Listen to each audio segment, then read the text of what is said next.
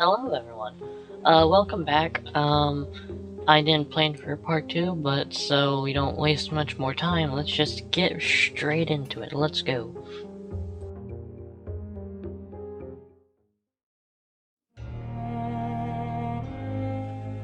Coffins are very close related to vampires, but honestly, it doesn't make much sense to me. Vampires actually don't need to sleep in coffins, they can sleep in whatever they want. For some reason I've seen in movies where vampires have a close connection with their coffins, which I don't really like or understand. I prefer the other version of it where the vampire uses it as a tool. Um, I heard that apparently something like this happens in Nosferatu and Bram Stoker's Dracula, which I need to watch Nosferatu and read Bram Stoker's Dracula, I know.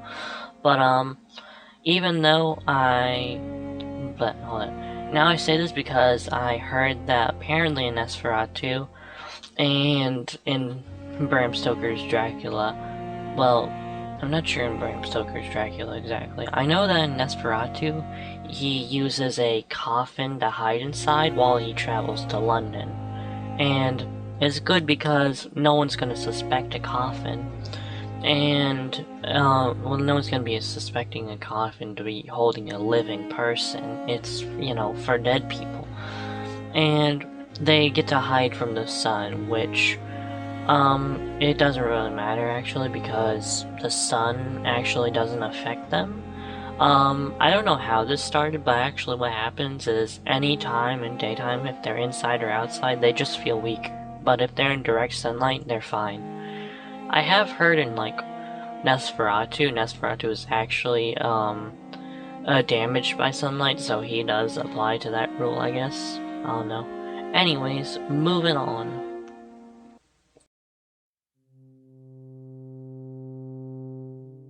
So there's a lot of ways this happens in anything. A good way to explain it is pretty much someone letting a vampire feed off them. Usually there is a reason for this. The vampire can be in a relationship, friendly or romantic. It can be in the vampire's family. It can be someone taking pity on the vampire. Who knows? I have seen people say it's such a great trope because it shows the person is such a caring and selfless person, which I would say that is so. But it also says the vampire is caring and gentle, which, yeah, in some cases is true. But I also like the idea of the vampire just betraying the person and draining all their blood, resulting in the person's death. I know that kinda goes against it because the person didn't sign up to die, but I don't know, I just like the idea. Thinking about it, you can also somewhat switch it, where the vampire not wanting to kill the person and the person being... how do I put this lightly? The person not wanting to... the person wanting to lose the ability to breathe. There we go. That sounds darker than I expected. But you get the idea. It's the story of a vampire trying to convince the person to live, or the vampire giving in and draining the person's blood. And I have seen things where like the vampire just don't drink blood, and it can horribly be like them breaking that rule and giving in to not only drink blood, but the cause of someone's death. So story-wise, this works absolutely perfectly. So much so that I feel like I have missed a lot here for a single image. This is hard to convey. I guess that it would work best for the vampire who bites. But other than that, I don't know.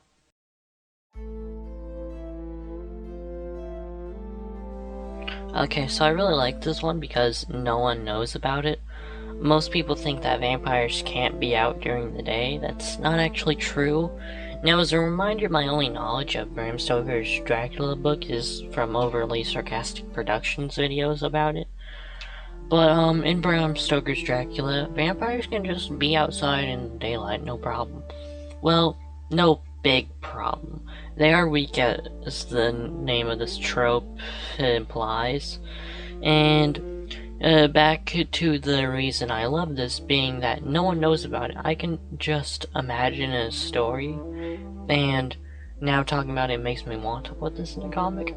But I can think of someone opening a curtain and trying to kill a vampire, but it just having no effect whatsoever. Don't know what else to say here.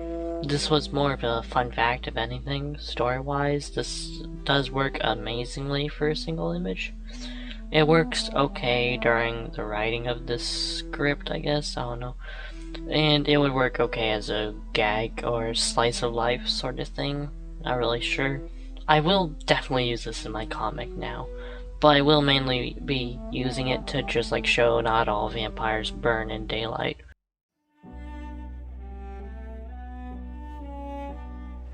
Since we went over not burning in daylight, let's go over burning in daylight.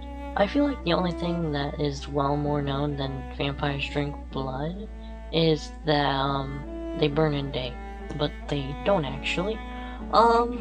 It's not even accurate, but I do like this trope because it's a big threat for vampires. You can actually see those big scenes in movies or stuff when someone opens a curtain and a vampire dies from the sun or something like that. I don't know. I'd say it works both good in a story and a single image. Works a bit better in a story though. I don't really know actually how to make it fit in a single image. I'll find a way. That's for future Addie's problem. There's very little I can really say about this, so I think I'm just gonna leave it at that. I don't know I don't know how long I've been reading this script. Actually, I do know it says 1 minute here. And so, yeah, I don't know. Hopefully I can fit all 3 speed arts into this. Hooray, it's gonna be fun. If this is playing, Editor Addy is probably having a horrible time, because this means the video is a lot longer than I planned, so I'm gonna have to make a part 3. That's all I really planned for. I'm not gonna make a part 4 at all, no matter how long it has to be. Sorry about that. But, yeah, that's all I can really say. I'll make a part 3 soon. It will be out as soon as I can and all that. See you all later. Hope you enjoyed. Have a good day.